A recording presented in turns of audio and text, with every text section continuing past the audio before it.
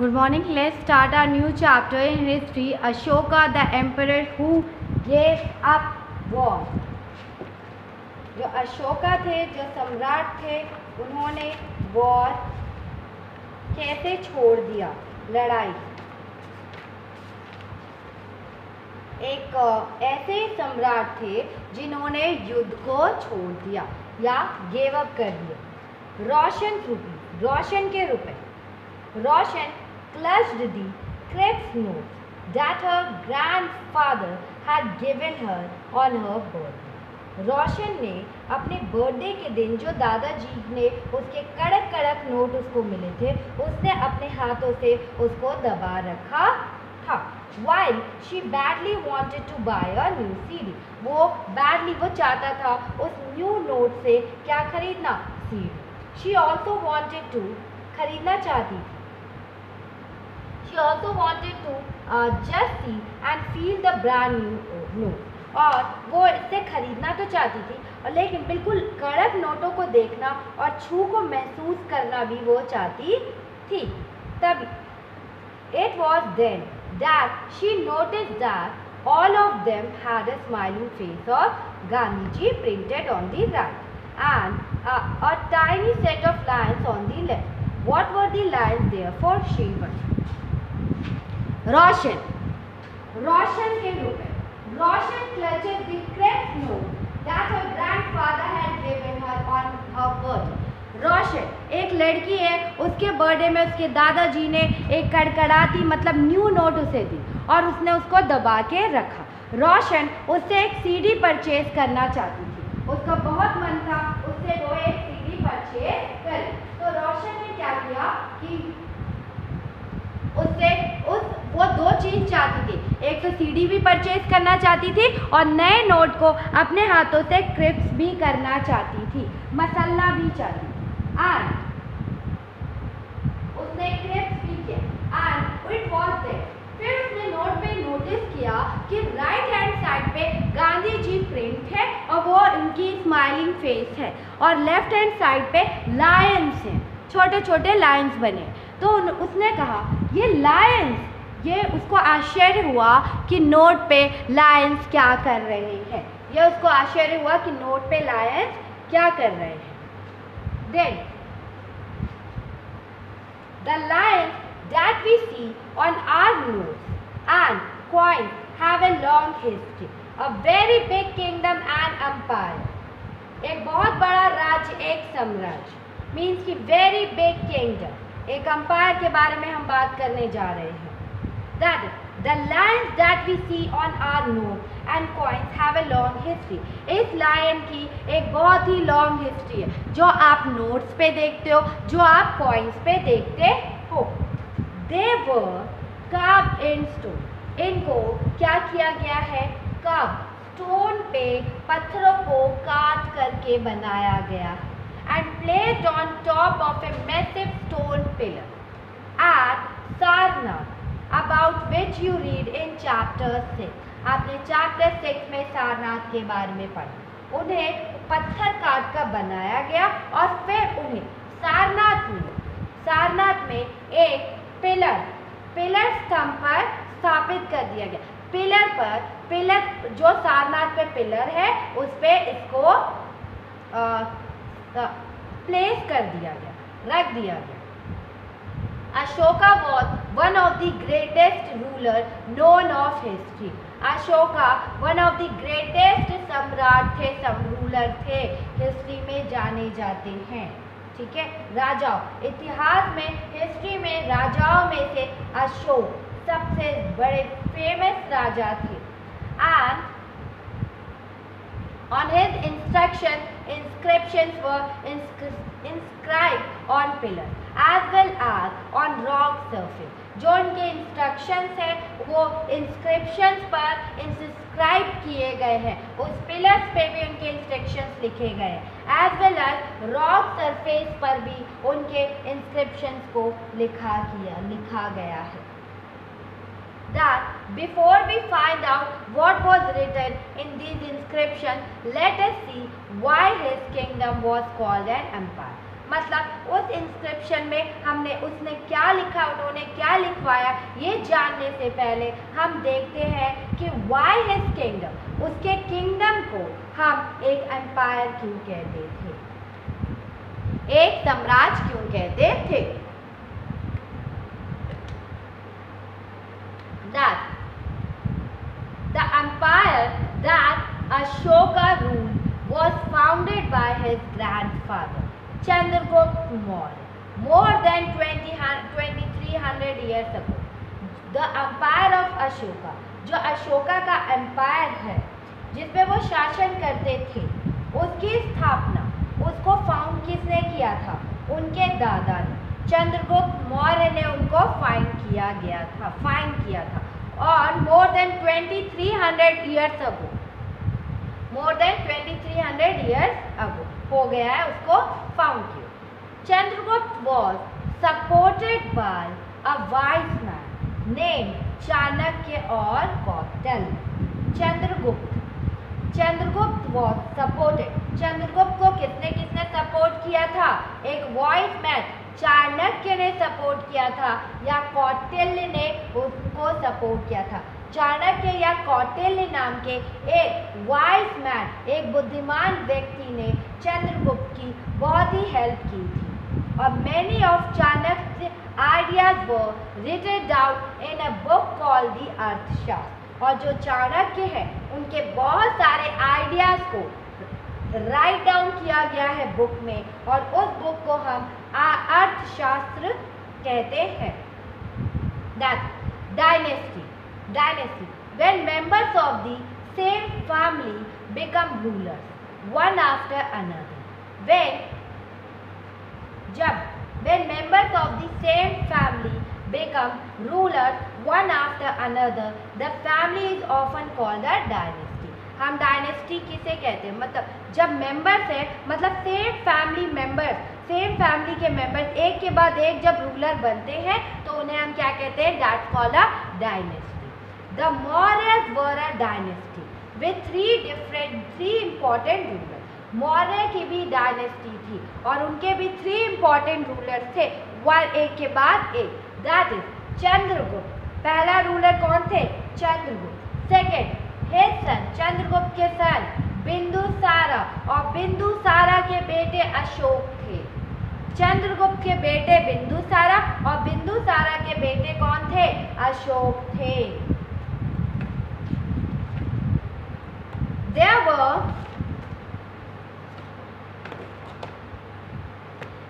were several cities in the empire, यहाँ पर marked with black dots on the map, black dots के इस map में black dot से मार्क किया गया कुछ सिटीज इस एम्पायर की, ठीक है।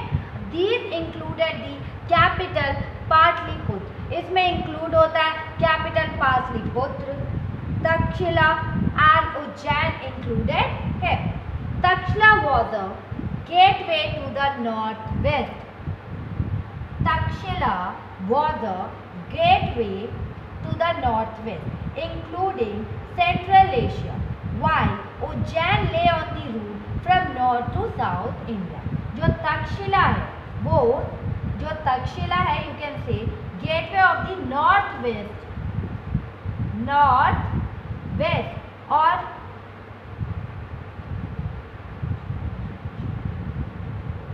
जो तक्षशिला था वो एक रास्ता था north west including central Asia, आने जाने का एक रास्ता था, मतलब तक्षशिला इंक्लूडिंग सेंट्रल एशिया को भी इसमें इंक्लूड किया जा सकता है तक्षशिला से।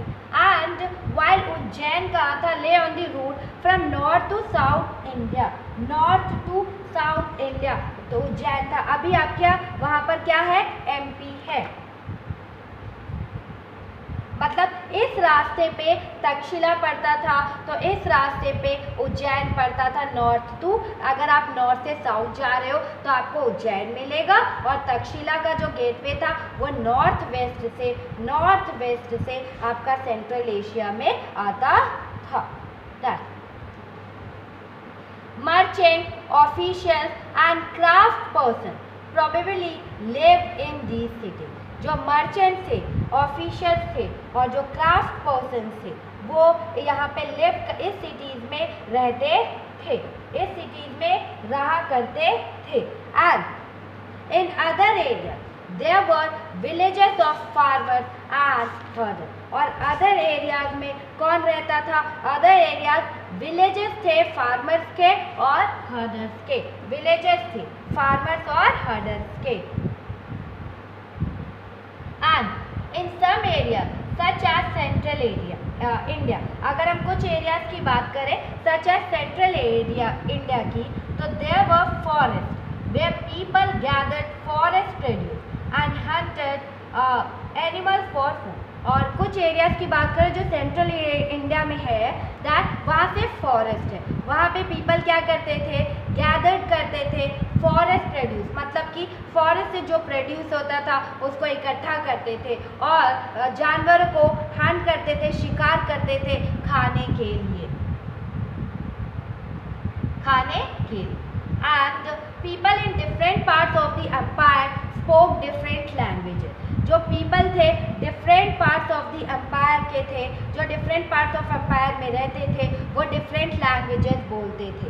They probably at different kinds of food, different languages बोलते थे, डिफरेंट काइंड्स ऑफ फूड को खाते थे and different kinds of cloth को भी वियर करते थे। वोर different kinds of cloth also, wore different kinds of clothes and wore different kinds of clothes. How are empires different from kingdom? How are empires? Empires कैसे different है kingdom से? Empires need more resources than kings because empires are largely than kingdoms। जो empires है need उसमें ज़्यादा resources लगते थे then की साम्राज्य में राज्यों से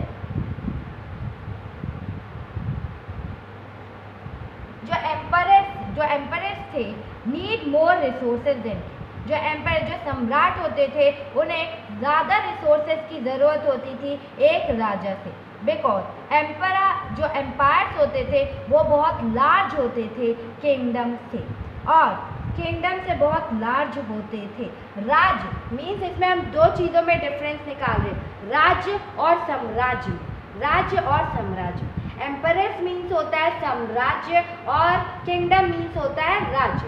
तो जो एम्पायर मीन्स होता है साम्राज्य, जो एम्पायर्स थे उन्हें हम सम्राट कहते हैं। सम्राट राजा से सम्राट को ज़्यादा रिसोर्सेज की ज़रूरत होती थी राजाओं से, बिकॉज जो उनके एम्पायर होता था, जो उनका साम्राज्य होता था, वो एक राज्य से बहुत बड़ा होता था and need to be protected, और इसके लिए उन्हें बिग आर्मी की भी ज़रूरत पड़ती थी। इट मीन्स आपका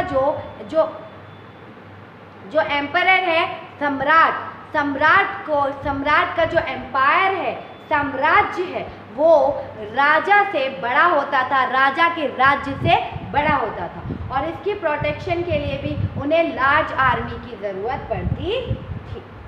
so also they need a large number of officials who collected tax, और उन्हें एक लार्ज नंबर ऑफ ऑफिशियल्स की भी ज़रूरत पड़ती थी जो कि टैक्स को कलेक्ट करें। Then ruling and empire, that as the empire was so large, different parts were ruled differently। Empire इतना बड़ा था तो उसके जो डिफरेंट पार्ट्स थे वह रूल डिफरेंटली किए जाते थे, जो उसके डिफरेंट पार्ट्स थे उसमें अलग अलग तरीके से रूल किया जाता था।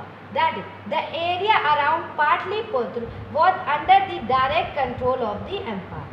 जो एरिया अराउंड पाटलिपुत्र का जो एरिया था वो डायरेक्ट कंट्रोल कौन करता था? Direct control of the empire, उसे डायरेक्ट कंट्रोल, एम्पायर उसे डायरेक्ट कंट्रोल करते थे। मीन्स कि जो पाटलिपुत्र का एरिया था सम्राट उसे डायरेक्ट अपने कंट्रोल में रखते थे। This means that officials were appointed, it means that जो ऑफिशियल थे उन्हें अपॉइंटेड किया गया था, अपॉइंट किया गया था, क्यों? To collect taxes from farmers, herders, craft person and traders who lived in villages and towns in the area. इसका मतलब कुछ ऑफिसर्स को भी अपॉइंट किया गया था टैक्स लेने के लिए, और किससे टैक्स लेने के लिए अपॉइंट किया गया था? फार्मर से, हार्डर से, क्राफ्ट पर्सन से एंड ट्रेडर से। वो लिव्ड इन विलेजेस, जो कि विलेजेस में रहते थे और जो कि टाउन्स में रहते थे। Officials also punish those who disobey the rulers order, और जो ऑफिशियल थे वो उनको पनिश भी करते थे जो उनकी बात नहीं मानते थे, जो उनके रूल्स को फॉलो नहीं करते थे। Many of these officials were given salary, और मैनी ऑफ दीज ऑफिसर्स को हम लोग सैलरीज भी देते थे। Messengers went to and fro and spies kept watch on the official. जो मैसेंजर्स थे, इनमें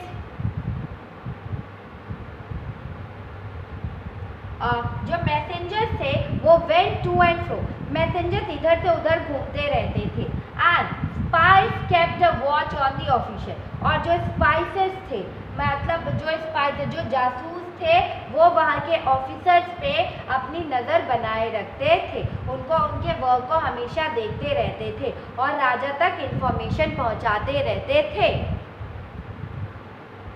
And of course the emperor supervised them all, और of course जो सम्राट थे वो सबको सुपरवाइज करते थे with the help of members of the royal family and the senior minister। और किसकी हेल्प लेते थे वो?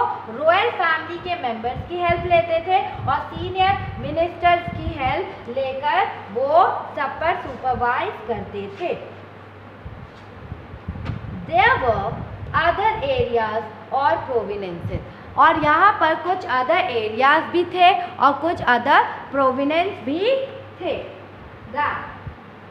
Each of these was ruled from a provincial capital such as Takshashila और उज्जैन, और जो ईच यहाँ पे जितने भी प्रोविनेंस और जितने भी एरियाज थे उनके कैपिटल, उनको जितने भी एरियाज थे इन पर क्या किया गया था? जितने भी एरियाज थे, each of these were ruled from provincial capital, मतलब जितने भी प्रोविनेंस और एरिया था इन पे किसने रूल किया था? तक्षशिला और उज्जैन ने। तक्षशिला और उज्जैन, इन पर तक्षशिला और उज्जैन जैसे प्रोविनेंस कैपिटल ने शासन किया था, मतलब प्रोविनेंशियल कैपिटल ने क्या किया था? रूल किया था। Although there was some amount of control from Patliputra, and royal princes were often sent as governors, local customs and rules were probably followed. Means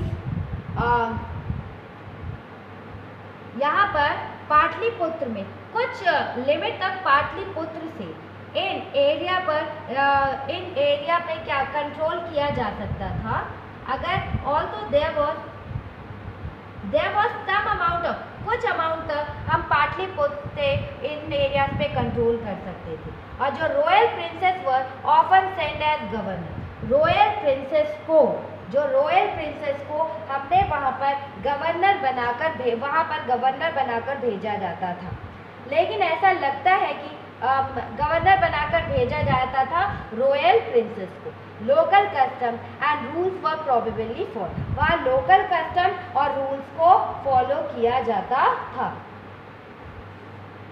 वहाँ के लोकल कस्टम्स और रूल्स को ही अक्सर फॉलो किया जाता था। And beside there were vast areas between these centres.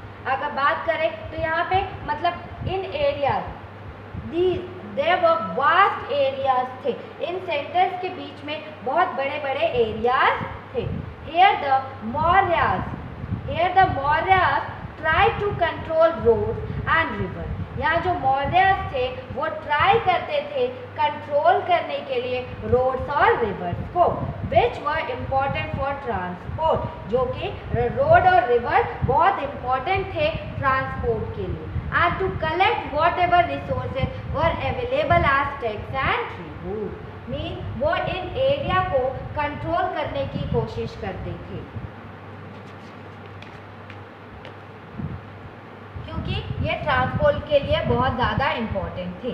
और यहाँ से जब वो रोड को कंट्रोल करने की कोशिश करते थे तो उन्हें काफ़ी रिसोर्सेज, टैक्स और उन्हें काफ़ी रिसोर्सेज मिल जाया करते थे। अवेलेबल रिसोर्सेज वो कुछ टैक्स में और ट्रिब्यूट मतलब कुछ गिफ्ट में उनको टैक्स मिल जाया करते थे और वो उन्हें कलेक्ट कर लिया करते थे। अगर एग्जाम्पल देखा जाए तो Arthashastra tell us that the north west was important from blanket and South India for its gold and precious stone. It is possible that these resources were collected as tribute. अर्थशास्त्र में लिखा गया है कि जो नॉर्थ वेस्ट है, वो जो नॉर्थ वेस्ट है ब्लैंकेट के लिए और साउथ इंडिया हमारे सोने के लिए और प्रीशियस स्टोन के लिए बहुत फेमस है। और हो सकता है कि रिसोर्सेज के मतलब कि रिसोर्सेज यहाँ पे जो रिसोर्सेज को कलेक्ट किया जाता था वो ट्रिब्यूट मतलब एज अ गिफ्ट कलेक्ट किया जाता हो।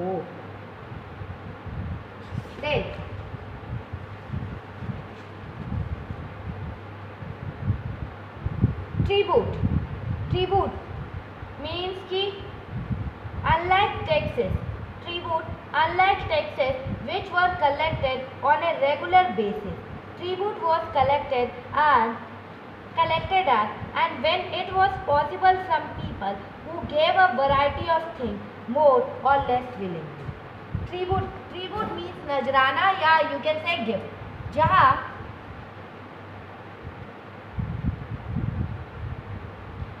unlike taxes where were collected on a regular basis, जहाँ पे टैक्सेस रेगुलर बेसिस पे कलेक्ट किए जाते थे, ट्रिब्यूट वॉज कलेक्टेड एट वहाँ पे ट्रिब्यूट भी कलेक्ट किए जाते थे। When it was possible from people who gave up, जब पॉसिबल हो तो ट्रिब्यूट कलेक्ट किया जाता था और people gave a variety of things more, people देते थे वैरायटी ऑफ थिंग्स और लेस विलिंगली, मतलब वो अपनी less willingly means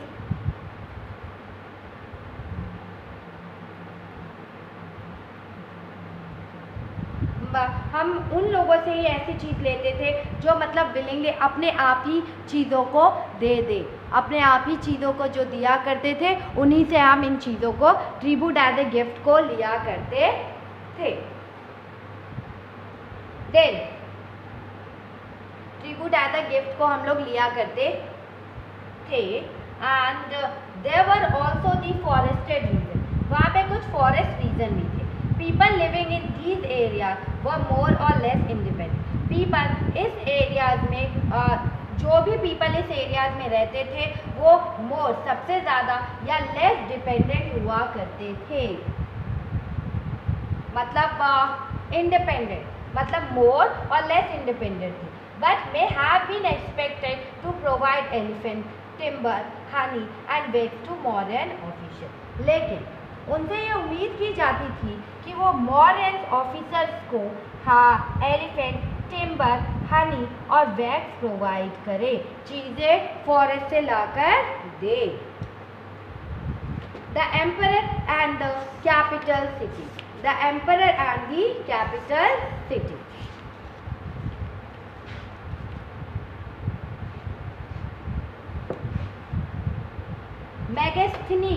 Megasthenes was an ambassador who was sent to the court of Chandragupta by the Greek ruler of West Asia named Seleucus Nicator.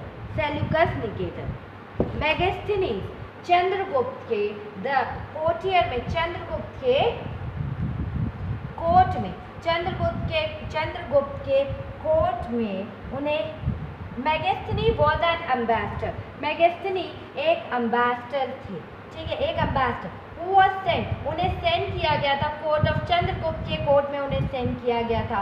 और किसने send किया था? Greek ruler और waste Asia के Greek ruler ने send किया था, जिनका नाम था सेल्यूकस निकेटर, सेल्यूकस निकेटर। और एम्बेसडर मीन्स कि उनका राजदूत था। कौन था राजदूत? मेगास्थनीज। सेल्यूकस निकेटर के राजदूत थे और उन्हें चंद्रगुप्त मौर्य के शासनकाल में मतलब कोर्ट में भेजा गया था।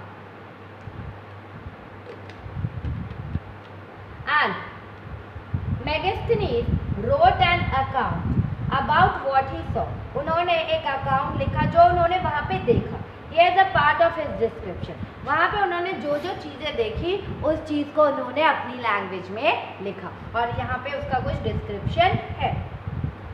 Rather, the occasions on which the emperor appears in public are celebrated with grand royal procession. Mean जो occasions है on which, ये जो occasions है on which the emperor appears in public, जो emperor है, जो सम्राट है, वो publicly आते हैं, are celebrated with, वहाँ पे grand royal procession celebrate किया जाता है। जो सम्राट है वो सब्जेक्ट प्रजा के सामने आने के अवसरों पर शोभ यात्रा के रूप में मतलब काफ़ी रॉयल जश्न मनाया जाता है जब वो अपने पब्लिक के सामने आते हैं।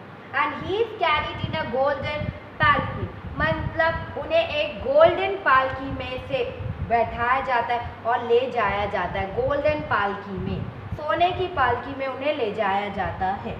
और his guard ride elephants decorated with gold and silver, जो उनके गार्ड है वो सोने गोल्ड और सिल्वर से मतलब हाथियों पर गोल्ड और सिल्वर से हाथियों को डेकोरेट किया जाता है और उस पे वो राइड करते हैं, उस पे बैठे रहते हैं उनके जो guard.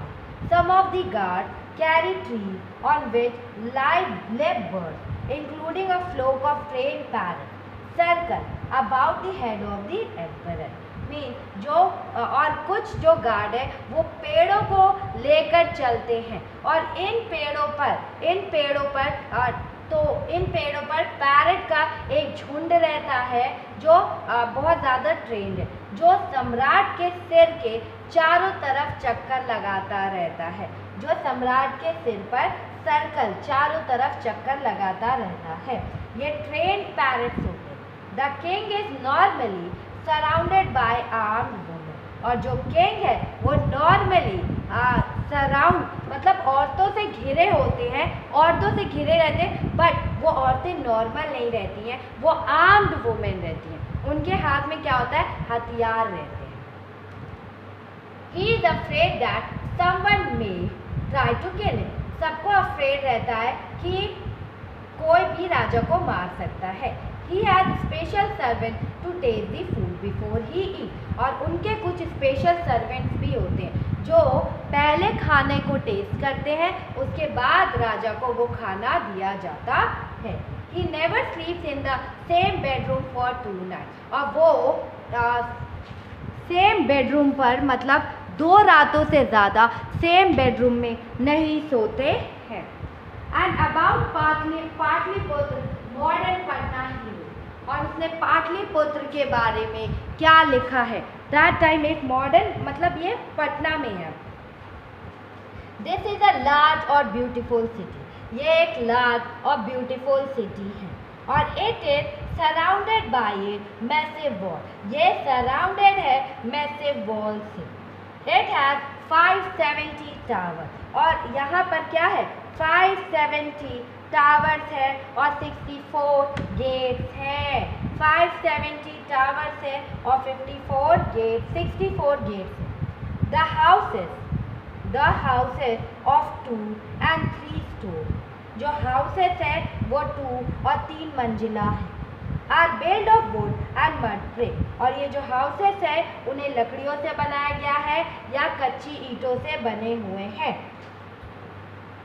The king palace is also of would, जो किंग का पैलेस है वो भी वुड से बना हुआ है। And decorated with stone carving, और जो उनकी डेकोरेट उन्हें किया गया है एक स्टोन कार्विंग से उन्हें डेकोरेट किया गया है। डेकोरेटेड विद स्टोन कार्विंग मतलब पत्थरों में नक्काशी निकाल के डिज़ाइन निकाल कर डेकोरेट किया गया है। It is surrounded with garden, इसे सराउंड किया गया चारों तरफ garden, it is surrounded with garden. चारों तरफ इसे सराउंड गार्डन से सराउंड किया गया, चारों तरफ इसके चारों तरफ क्या है विथ गार्डन घेरा गया, गार्डन बनाए गए और एनक्लोजर फॉर कीपिंग बर्ड और यहाँ पर काफ़ी बर्ड्स को रखा गया है। एनक्लोजर फॉर कीपिंग बर्ड, यहाँ पे काफ़ी बर्ड्स को रखा गया है। And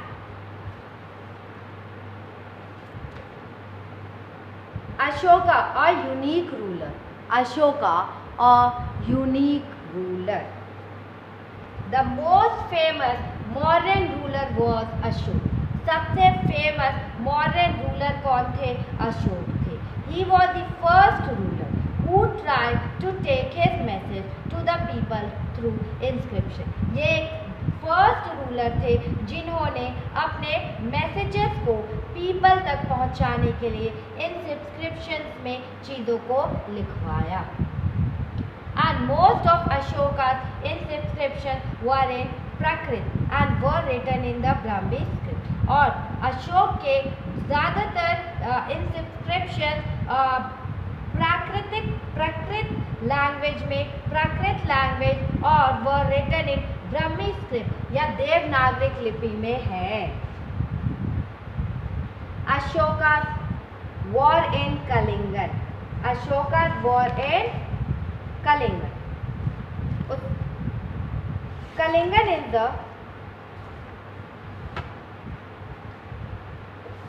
is the ancient name of coastal Orissa. Kalinga एक एंशिएंट नेम है कोस्टल उड़ीसा का। And see map 5 page number 68। See map 5 page number 68। Ashoka found a war to conquer Kalinga, मतलब अशोका ने कलिंगन को जीतने के लिए एक वॉर लड़ा। However, he was so horrified when he saw the violence and bloodshed that he decided not to fight any more war.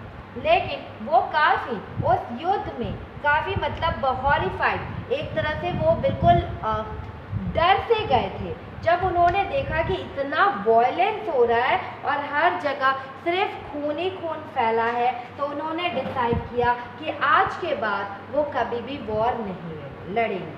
और he is the only king in the history of the world who gave up conquest after winning a war.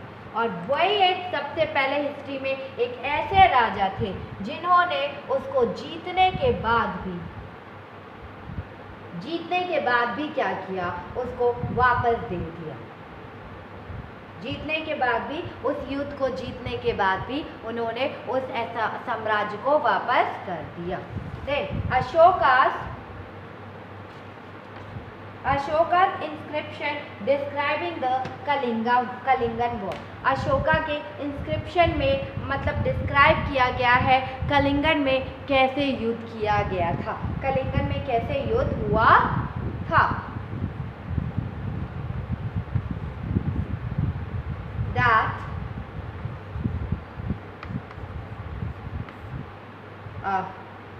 this is what Ashoka declared in one of his inscription. ये एक ऐसी चीज़ है जो अशोका ने declare किया, अशोका ने ये बात कही है अपने इंस्क्रिप्शन में अशोका ने ये बात कही है that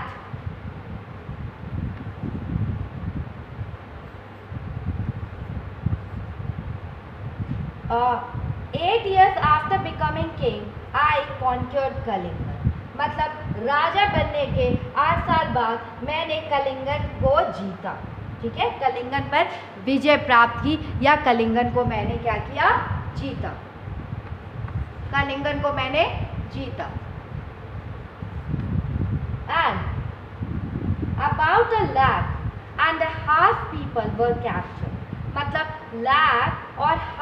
lakh and half people को हमने कैप्चर किया और more than 1 lakh of were killed.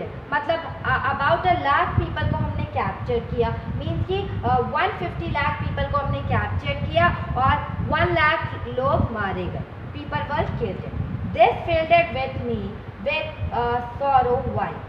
लेकिन इससे मुझे बहुत ही बुरा लगा। लेकिन मुझे बुरा क्यों लगा?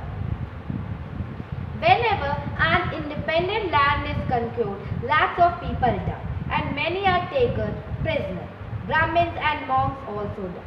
मतलब जब भी हम किसी भी इंडिपेंडेंट लैंड को अपने कब्जे में करते हैं या स्वतंत्र देश को हम जीतते हैं, इंडिपेंडेंट लैंड को जब भी हम जीतते हैं तो इससे लाख ऑफ पीपल लोग मरते हैं और मैनी आर टेकन प्रिजनर और कई लोगों को जेल में डाल दिया जाता है। इसमें ब्राह्मण और मौन भी, मौन मतलब जो ब्राह्मण और जो ब्राह्मण होते हैं, यू कैन से श्रमण, वो भी मरते हैं। बहुत भिक्षुक भी जो थे वो भी मरते हैं। People who are kind to their relatives and friends, to their slaves and servants die or lose their loved ones. जो people होते हैं, जो लोग अपने रिलेटिव और दोस्तों से बहुत प्यार करते हैं तथा जो भी slaves होते हैं, slaves and जो servant जो मर जाते हैं,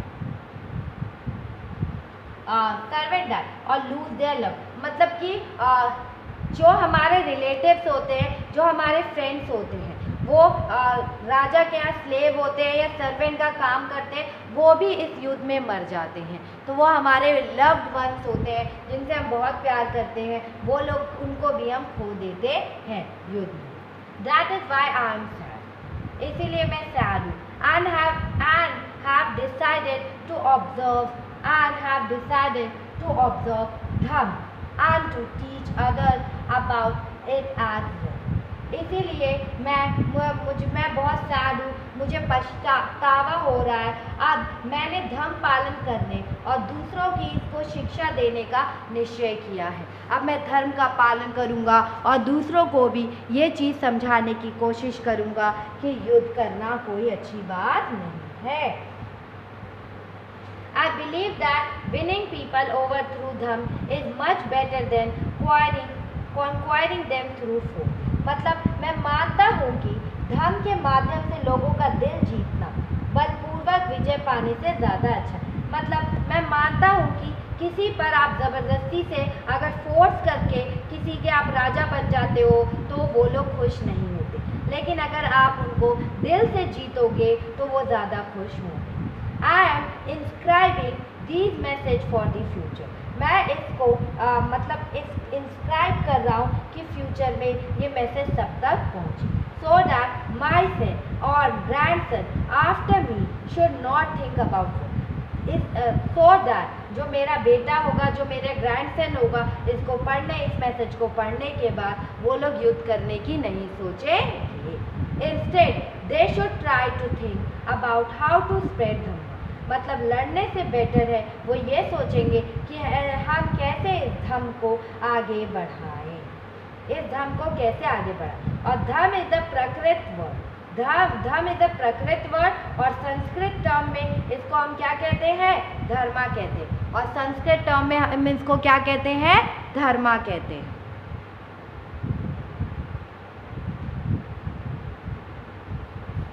Then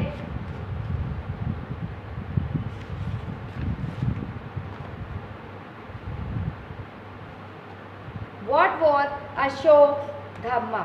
What was Ashok Dhamma? Ashok का धर्म क्या है या धर्म क्या है? That Ashok Dhamma did not involve worship. Ashok के धर्म में किसी भी मतलब वर्शिप इंक्लूड नहीं थी, धर्म इंक्लूड नहीं। किसी देवता की पूजा, वर्शिप ऑफ ए गॉड और परफॉर्मेंस ऑफ ए सैक्रिफाइस, ये इन्वॉल्व नहीं था। किसी देवता की पूजा या आप सेक्रीफाइस यज्ञ कर रहे हो, इसकी आवश्यकता या इसकी ज़रूरत नहीं थी। He felt that just as a father tries to teach his children, मतलब उन्हें यह लगता था कि just as a father अपने बच्चों को कुछ अच्छी शिक्षा देना, he had a duty to instruct his subject. उन्हें लगता था कि जैसे एक फादर अपने बच्चे को अच्छी शिक्षा देते हैं, अच्छे व्यवहार की शिक्षा देते हैं, वैसे ही मुझे अपनी प्रजा को अच्छी शिक्षा, ये मेरी ड्यूटी है कि मैं अपनी प्रजा को अच्छी शिक्षा दूँ, मैं अपनी प्रजा को अच्छी शिक्षा प्रदान करूँ। He was also inspired by the teachings of the Buddha, और वो इंस्पायर्ड हुआ था बुद्धा की टीचिंग से। वो सबसे ज़्यादा किससे इंस्पायर्ड हुए थे? सबसे ज़्यादा इंस्पायर्ड वो बुद्धा की टीचिंग से हुए थे। And there were a number of problems that troubled him, यहाँ पे नंबर ऑफ प्रॉब्लम्स थी जो उनको हमेशा ट्रबल करती थी। That is people in the empire followed different religion, मतलब यहाँ काफ़ी नंबर ऑफ प्रॉब्लम्स थी जो उनको ट्रबल कर रही थी। लाइक जो पीपल इन एम्पायर थे, इस एम्पायर में जो लोग रहते थे वो डिफरेंट रिलीजन को फॉलो करते थे। And this sometimes led to conflict, और ये कभी कभी समटाइम्स क्या हो जाता था? कॉन्फ्लिक्ट हो जाता था। धर्मों को मान कई बार इनके बीच में क्या हो जाता था? कॉन्फ्लिक्ट, टकराव आ जाते थे। And animals were sacrifice, animals को मतलब इसमें जानवरों की बलि चढ़ाई जाती थी। Slaves and servants were ill treated, और स्लेव और सर्वेंट से इल ट्रीटेड मतलब उनके साथ अच्छा व्यवहार नहीं किया जाता था। Beside there were quarrels in families and amongst them, मतलब फैमिलीज में काफ़ी लड़ाई झगड़े होते थे और पड़ोसियों के बीच भी काफ़ी झगड़े होते रहते थे। मतलब नेबर के बीच में भी काफ़ी झगड़े होते थे और फैमिलीज में भी। Ashok felt it was his duty to solve this problem, Ashok को लगा कि ये उसकी ड्यूटी है तो मतलब इन प्रॉब्लम्स का सॉल्यूशन उसे निकालना पड़ेगा। So he appointed official known as Dhamma Mahamatta who went from place to place teaching people about dhamma, तो उन्होंने कुछ ऑफिसर्स को अपॉइंट किया जिसे हम क्या कहते हैं? धम्म महामात कहते हैं, जिसे हम क्या कहते हैं? धम्म महामात कहते हैं।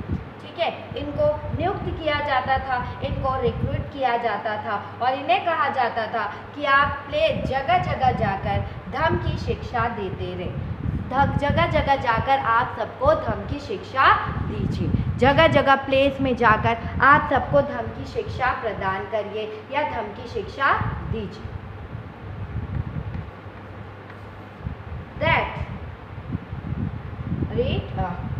Besides, Ashoka got his messages inscribed on rocks and pillars, instructing his official to read his message to those who could not read it themselves. और अशोका ने अपने मैसेजेस को क्या किया? अशोका ने मैसेजेस को इंस्क्राइब किया, रॉक्स और पिलर्स पे लिखवाया और इंस्ट्रक्ट किया अपने ऑफिसर्स को कि वो सबको इस मैसेजेस को पढ़ के भी सुना, क्योंकि जो लोग पढ़ नहीं सकते, जो लोग पढ़ना नहीं जानते, कम से कम आप उन्हें रीड करके सुनाओगे तो उन्हें समझ में आएगा। Ashoka also sent messengers to spread ideas about Dham to other lands such as Syria, Egypt, Greece and Sri Lanka. Ashoka ने अपने मैसेंजर्स को आइडियाज़ के साथ स्प्रेड, अशोका ने कहा कि ये जो धम्म के आइडियाज़ हैं तुम अदर लैंड्स में भी जाके लोगों को बताओ, जैसे साइरिया में ले जाओ, सीरिया में, इजिप्ट में, ग्रीस में और श्रीलंका में भी इनको फैलाओ, उनको इस चीज़ की बारे में बताओ। He built roads, dug wells and built rest houses. उसने क्या किया? रोड्स को बनाया, कुओं को खुदवाया और उसने रेस्ट हाउसेस भी बनवाए। Besides, he arranged for medical treatment for both human beings and animals. Means कि उसने अरेंज किया मेडिकल ट्रीटमेंट के लिए, मतलब he arrange for medical treatment both human beings और एनिमल्स के लिए मेडिकल ट्रीटमेंट की व्यवस्था भी उसने की कि जिससे लोगों को कहीं जाने की ज़रूरत नहीं पड़ेगी, उनको यहीं पे मेडिकल ट्रीटमेंट दे दिया जाएगा जब भी वो बीमार पड़ेंगे। देन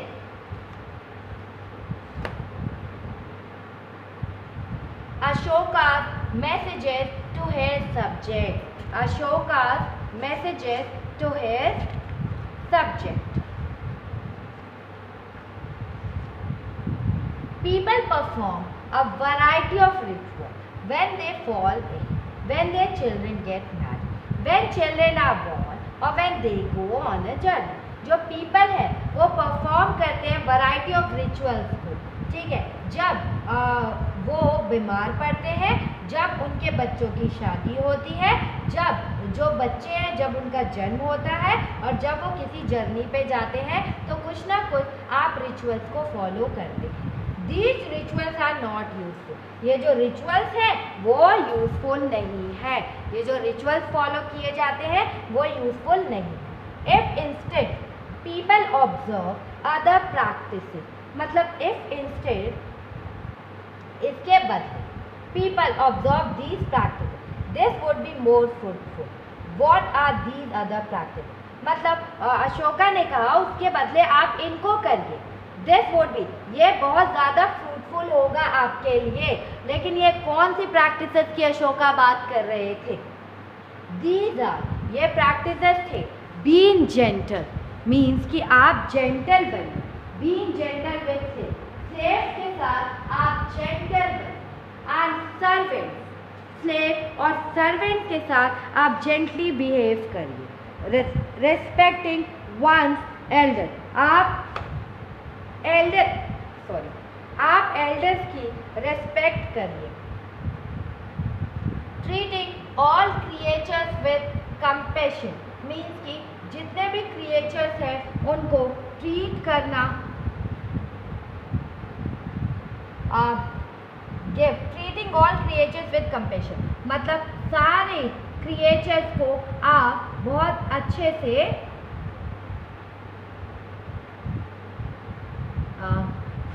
मतलब सारे क्रिएचर्स पर आप दया करिए। ठीक है, उन्हें सारे क्रिएचर्स पे आप दया करिए। Giving gift to Brahmans and monks, आप गिफ्ट दीजिए ब्राह्मणों को और श्रमणों को कुछ ना कुछ गिफ्ट जरूर दीजिए। It is both wrong to praise one's own religion और क्रिटिसाइज अनदर, मतलब ये रॉन्ग चीज़ है कि आप अपने रिलीजन की तारीफ कर रहे हो और दूसरे रिलीजन की बुराई कर रहे हो। ये एक रॉन्ग थिंकिंग है, रॉन्ग चीज़ है। If one praises one's own religion while criticizing another, one is actually doing great harm to one's own religion. मतलब अशोका ने कहा कि आपको हर रिलीजन को रेस्पेक्ट देना चाहिए, हर अदर रिलीजन्स को। जैसे आप अपने रिलीजन को रेस्पेक्ट देते हैं वैसे आपको अदर रिलीजन्स को भी रेस्पेक्ट देनी चाहिए। इफ वन प्रेजेस, अगर कोई one praises one own religion, अगर कोई एक अपनी तारीफ करता है और दूसरे रिलीजन की अगर कोई बुराई करता है या क्रिटिसाइज करता है तो one is actually doing great harm to one's own religion. तो इसमें वन एक एक्चुअली मतलब ग्रेट हार्म पहुंचा रहा है, वो अपने जो लोग दूसरे के धर्म की बुराई करते हैं वो अपने ही धर्म का नुकसान करते हैं, अपने ही धर्म की बुराई करते हैं। दूसरों की बुराई करना मतलब अपनी बुराई करना। Therefore, one should try to understand the main ideas of another religion and respect it. इसीलिए हमें ट्राई करना चाहिए, समझने की कोशिश करनी चाहिए मेन आइडियाज़ ऑफ मतलब अनदर रिलीजन के आइडियाज़ को समझना चाहिए और उनकी भी रेस्पेक्ट करनी चाहिए, और उनकी भी रेस्पेक्ट हमें हमेशा करनी चाहिए। Pandit Jawaharlal Nehru, the first prime minister of India, Pandit Jawaharlal Nehru जो first prime minister of India थे, उन्होंने क्या लिखा? His edicts, instruction still speak to us in a language we can understand and we can still learn much more from them. उन्होंने लिखा उनके धर्म देश आज भी इससे एक ऐसी भाषा में बात करते हैं, आज भी हमसे एक ऐसी भाषा में ऐसी लैंग्वेज में बात करते हैं जिन्हें हम समझ सकते हैं और जिनसे हम बहुत कुछ सीख सकते हैं। उनके जो इंस्ट्रक्शंस हैं वो आज भी हमसे बात करते हैं और उनको हम समझ सकते हैं। Identify the parts of Ashoka's message that you think are relevant to, मतलब आप आइडेंटिफाई करें अशोक ने क्या किया, धर्म के व विचारों को दूर दूर तक फैलाने के लिए उन बातों को बताया जो आपके अकॉर्डिंग आज भी बहुत यूजफुल है, और अशोक के संदेश के उन हिस्सों को मतलब उन पार्ट्स को बताओ जो आज भी काफ़ी वहाँ पर अशोक के बारे में या उनके संदेशों के बारे में बताया जाता है। बताया जाता है, आप सीख सकते हैं। दैट इज, याद देखिए, early Brahmi, early Brahmi, early Brahmi, Devanagari लिपि Hindi and Bangla, Bangla, Malayalam and Tamil. Below the Brahmi script है modern, most modern Indian scripts have developed from Brahmi script over 100 of years। मतलब हमारी जो मॉडर्न स्क्रिप्ट डेवलप किए गए हैं वो ब्राह्मी स्क्रिप्ट से डेवलप की गई है, ओवर 100 ऑफ ईयर्स हो चुके हैं। Here you can see a letter A written in different script, मतलब ए को हमने डिफरेंट टाइप्स में लिखा है, ए को हमने क्या किया है, डिफरेंट टाइप्स में लिखा है ए को। And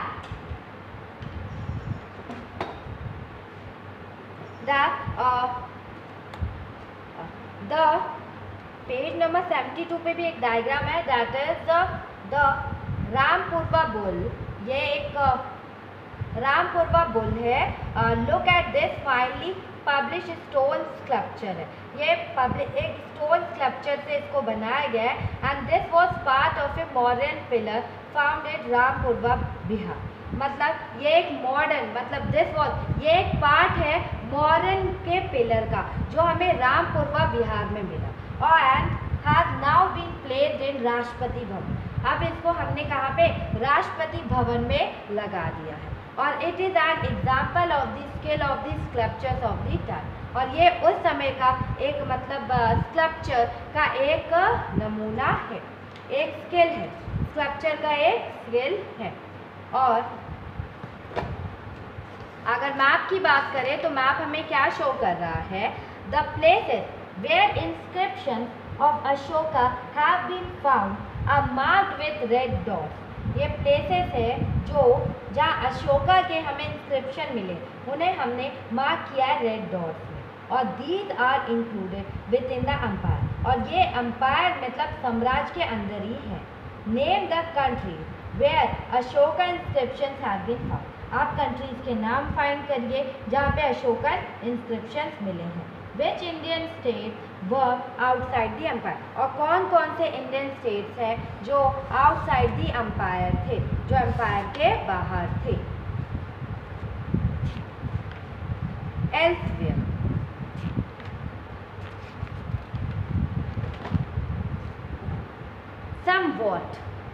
somewhat before the time of the modern emperor, about 2400 years ago, emperors in China began building the Great Wall। Maurya समाज के मतलब बिफोर समवॉट, मौर्य समाज के उभरने थोड़ा सा पहले, मौर्य समाज के आने से पहले थोड़ा सा पहले, लगभग 2400 ईयर्स पहले, एम्परर्स इन चाइना, चीन में सम्राटों ने चीन की दीवार का निर्माण शुरू किया था। मतलब जो चीन, एम्परर्स इन चाइना, जो चाइना में एम्परर्स थे, जो सम्राट थे, उन्होंने बिल्डिंग ग्रेट वॉल को बनाना स्टार्ट कर दिया था, ग्रेट वॉल को बनाना स्टार्ट कर दिया था। And it was meant to protect, it was meant to protect the northern frontier of the empire from pastoral people. और ये बनाया क्यों गया था, ये it was meant to protect, ये इसलिए इसे बनाने का जो एम था वो क्या था कि northern frontier of the empire from pastoral people, इसे बनाने का जो एम था उसका उद्देश्य मतलब नॉर्दर्न में जितने भी पेस्ट्रोल लोग रहते थे उनकी रक्षा करना था, पेस्ट्रोल पीपल को सेव रखना था। Save and additions to the wall were made over a period of 2000 years because the frontiers of the empire kept shifting and mean कि next 2000 years तक इस वॉल का निर्माण मतलब इस वॉल को बनाने का काम चलता रहा नेक्स्ट 2000 ईयर्स तक, क्योंकि जो हमारे एम्परर की जो सीमाएं थी वो बदलती रहती थी, जो frontiers of the emperor kept shifting होता रहता था। The wall is about 6400 kilometre long, जो वॉल है वो 6400 किलोमीटर लॉन्ग है and is made up of stone, और ये स्टोन और ब्रिक से बना हुआ है। With a road along the top, मतलब रोड भी है इसके साथ, अलोंग दी टॉप तक रोड भी है। Several thousand people work to build the wall, मतलब 1000 people लगे हुए थे इस वॉल को बनाने के लिए। There are watch towers all along, और यहाँ पे इसको वॉच करने के लिए कुछ टावर्स भी बनाए गए थे, और कितने कितने मीटर की दूरी पे, 100 से 200 मीटर की दूरी पर वहाँ पे टावर्स बनाए गए थे कि देखा जा सके कि यहाँ पे कौन सा वर्क हो रहा है, कौन काम कर रहा है और कौन वर्क कंप्लीट नहीं कर रहा है, कौन वर्क कर रहा है एंड कौन कंप्लीट वर्क नहीं कर रहा है।